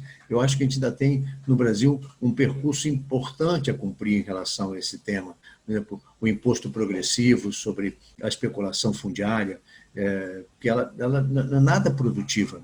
Ela é apenas a valorização do preço da terra, é fruto de uma ação coletiva de todos nós sobre a cidade, e que um ou outro, poucos lucram com isso. Então, são medidas inventadas já há algumas décadas, né, em cidades do mundo afora, e que a gente tem muita resistência assim, dos mecanismos do Estatuto da Cidade, esses de efetivo enfrentamento, como o imposto progressivo, né, desapropriação compulsória pelo não cumprimento da função social da propriedade, é uma resistência muito grande da sociedade, e que nós praticamente não utilizamos muito pouco, né? E olha que o Estatuto já tem 20 anos, algo assim, né? Então, eu acho que a gente precisa enfrentar isso, e eu creio que o caminho realmente entendemos que é necessário pensar um modelo e construir um modelo de desenvolvimento mais inclusivo, né? E que passa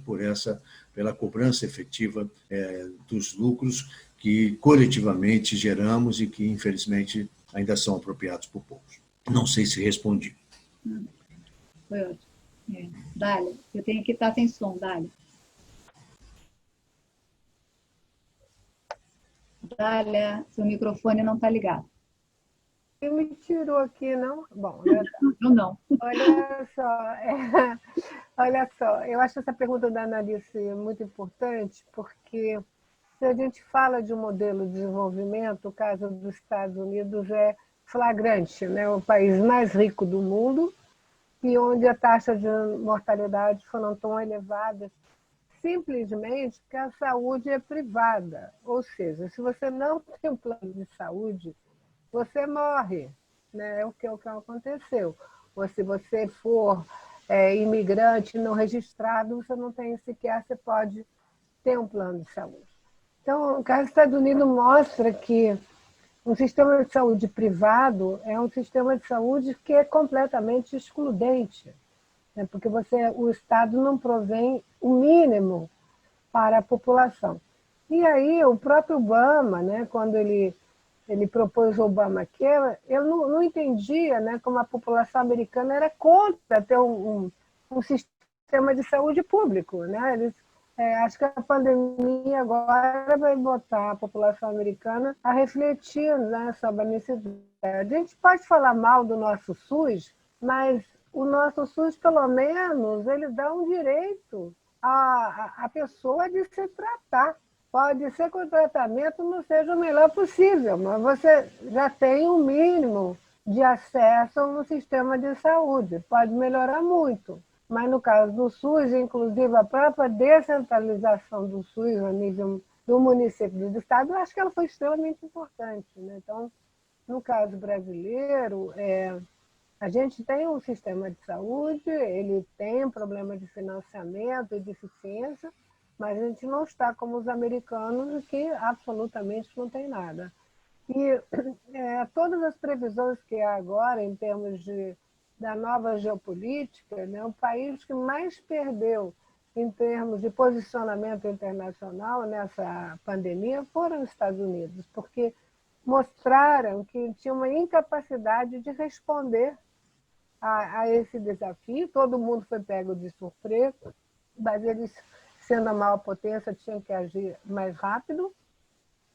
E, além do mais, com toda uma tentativa negacionista, né?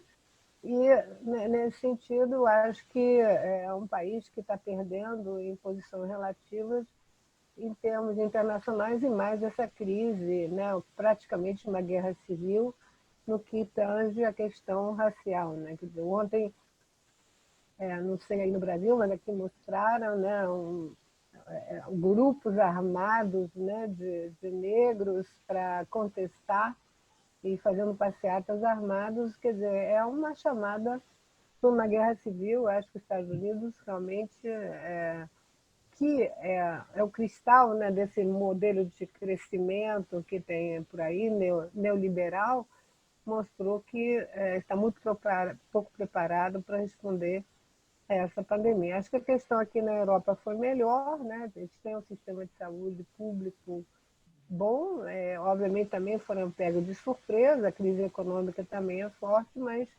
eu acho que a Europa vai se sair mais rapidamente por causa que ela tem instituições fortes.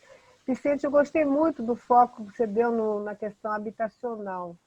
Eu acho que essa é uma maneira de inclusão, né, fundamental que a gente teria e que tem também convergência com a própria pandemia, né? Quer dizer, se a gente melhorar a condição da habitação, diminuir o número de pessoas por cômodo, né? E fazer não sei se urbanização de favelas ou deslocamento, não sei, ainda está tudo isso em discussão, ainda não resolvemos o debate da década de 60, o que se faz, né? Mas, enfim, eu acho que está por aí. Essa condição de habitação é fundamental.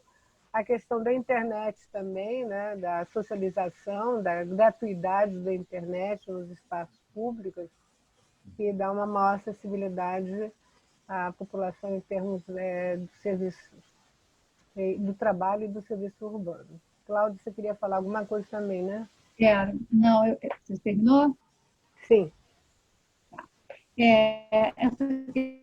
Essas duas questões que a Analice levanta, né, como o planejamento urbano percebe esses cenários tão sombrios, como conceber cidades inteligentes, com pessoas tendo a rua como único espaço de ocupação possível, eu fico me perguntando, que, na verdade, em relação a como resolver todos esses problemas, o que a gente precisa é pensar em qual é o conceito de inteligência, porque, na verdade, eu acho que o que está, para mim, o que a gente precisa é de inteligência, mas entendendo a inteligência como a nossa capacidade de compreender mais ampla e profundamente, como a gente estava dizendo, né? O mundo à nossa volta, mobilizando as nossas habilidades de raciocinar, planejar, resolver problemas, pensar de forma abstrata, compreender ideias complexas, aprender rápido e aprender com a experiência. Eu acho que, quando a gente discute o conceito de cidades inteligentes, o conceito de inteligência hoje talvez seja mais importante do que o de cidades inteligentes, né? Porque senão você só associa inteligência à tecnologia, e não é isso, é muito mais do que isso. E não só inteligência, como criatividade. Criatividade é fundamental, que é na ideia da gente se apegar a coisas novas, porque muito do que a gente viu até hoje também não funcionou. Quando a gente olha, se a gente está vivendo no país hoje o que a gente está vivendo, tendo tido tanto investimento, certo ou errado, mas na área social, do governo, da empresa, da sociedade, tem algo muito errado, porque a gente não podia ainda estar nessa condição. Então, a gente tem que encontrar outras soluções, ou soluções não pensadas anteriormente, nesse novo contexto. Então, acho que, hoje em dia, o mais importante, por isso que esse curso, eu aceitei participar desse curso com a Dália como coordenadora adjunta, justamente por isso, porque a gente tem que mobilizar a inteligência e a criatividade. A universidade é um lugar para fazer isso, a gente tem que aproveitar essa oportunidade. Então, eu aproveito para chamar todos vocês que estão aí, para que a gente se some mobilizando a nossa inteligência, a nossa criatividade, para fazer frente a esses desafios que estão aí, já que a gente sabe, inclusive, que já existem possibilidades de resolver novas, né? E que a gente tenha que encontrar quais são as melhores, ou criar novas para a gente aqui. Então, Era só isso que eu queria dizer, não sei se alguém que tem... Acho que... Olha só, eu queria que você lesse aqui, tem um chat do Antônio Couto, que achei interessantíssimo, né? Ele onde é que tá? diz como vivenda, existe muitos outros, o Moradigna, Moralar, em Santa Catarina, outros bons exemplos promovidos pelo poder público em gestões municipais. Parece que um grande problema está na gestão, governança e na falta de vontade política para a implementação de políticas urbanas inclusivas. Como garantir que o debate sobre cidade inteligente, da forma ampla, como deve ser incluído a todos, se infiltre na mentalidade dos gestores públicos e tenha a continuidade necessária para garantir a efetiva melhoria das condições de habitabilidade. Aí já é uma questão política, viu, Antônio? Interessante essa tua colocação, muito boa. Eu diria que misturando a diferença, sabe? Eu acho que a minha experiência na gestão da cidade, que acho que deram muito certo, foram misturando a diferença, tanto juntando sociedade e governo, né? E população, né? Vulnerável, em princípio, beneficiário, todo mundo junto buscando essa solução. E é difícil mobilizar, mas cada um de nós, do nosso lugar, é isso que eu diria. A gente tem que tentar promover esse tipo de ação, né, na gestão, que misture todo mundo, que junte os diversos entes, né, porque federados, que junte os entes federados com a população, para que a gente possa realmente ter soluções sustentáveis, porque o que me incomoda hoje é que a gente não tem solução sustentável. São poucas. Não adianta ficar fazendo um programa, ele acaba o programa, vai tudo por água abaixo. Qual é o sentido disso, né? E a força, eu acho que vem muito dessa colaboração, né, entre todos, que é possível, só que os gestores, não sei por que acontece isso, né? Tem que promover a intersetorialidade no planejamento, na gestão, a gente tem que fazer esse esforço, mas aí eu acho que cada um que está nessa posição, que está na gestão, né, e nós que também não estamos, nós que podemos fazer a proposta, a gente tentar esse tipo de coisa, né? Porque aí a gente pode encontrar soluções que se sustentem, na minha opinião. Não sei se alguém quer falar sobre isso. Senão eu vou encerrar. Achei engraçado uma pessoa, que outro dia estava falando assim, não tem o que fazer, vai para a Câmara Municipal discutir com os deputados. Eu acho que é um pouco isso. A gente visita muito pouco a casa deles e está muito pouco a par do que eles estão fazendo, né? E a gente fica aqui na nossa live, que eles praticamente não vão ver. Então, talvez a gente tenha que ir. A montanha não vai a Maomé vai a montanha. É uma inovação, né? Uma inovação. Vamos nos mobilizar para ir lá e fazer um tete-a-tete. Não sei, temos que pensar, porque, de fato, a questão de gestão e governança é fundamental. Então. Né? Porque bons exemplos a gente tem, né? O Vicente citou esse caso da Hidalgo aqui em Paris, né? De fato, a pandemia, em termos de transporte, ela não afetou todos os jovens, andam de bicicleta e de patinetes. Eu não posso dizer que eu andei de patinete, mas, entendeu? Mas eu acho que grande parte da população ativa não se incomodou, não usou transporte coletivo. Isso também uma questão importante, quer dizer, a preferência por um transporte individual. Nós passamos a vida falando de um transporte coletivo. Não era isso? Né? Vamos mobilizar o transporte coletivo, porque o transporte individual era carro, que ocupava espaço demais. Então, eu acho que essa mobilidade, pelo menos para grupos mais jovens, ou pelo menos que são mais espertos em termos de ginástica, né? Essa tem sido um bom exemplo. Isso começou aqui com a greve de transporte e consolidou na pandemia. Todo mundo tem bicicleta, todo mundo... Você tem que tomar muito mais cuidado hoje, não se atropelar com a bicicleta do que se atropelar com um carro, porque eles vêm a 120 por hora, né? E o pessoal está andando muito de bicicleta. Né? Então, acho que é uma coisa assim também a ser considerada. Quer dizer, como é que a gente faz esse transporte individual que afeta, né, tem menos repercussões na saúde, porque você não está convivendo no mesmo espaço e está ao ar livre, né? Então, é uma outra coisa que vai ser discutida muito em termos de pandemia. Bom, então eu vou, gente, vou partir para o encerramento. Primeiro, lembrando aqui, que colocaram aqui no chat, que nossos alunos do MBA foram à LERJ conversar sobre direitos humanos esse ano. Então, vamos destacar isso, que já está em curso, né, esse tipo de atividade dentro do nosso próprio curso. Bom, eu queria agradecer, então, a participação de todos vocês que estão aqui. Realmente é uma alegria a gente poder promover esse tipo de discussão e acreditar que daqui a gente pode estar multiplicando essas ideias, né? E, ao mesmo tempo, convidar todos os interessados para virem discutir isso com a gente, né, no nosso curso, que as inscrições estão abertas no Lares, e dizer que esse vídeo vai ficar disponibilizado depois no YouTube.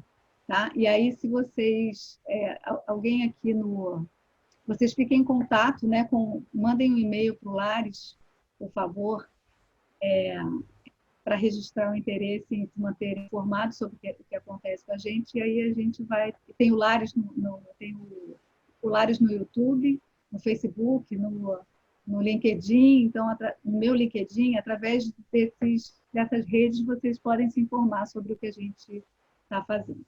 Então, realmente foi um ótimo debate, uma ótima conversa, né? Eu achei que vocês trouxeram muitas contribuições para mim, que eu organizei o evento, ele saiu realmente, atendeu muito as minhas expectativas, acho que até superou.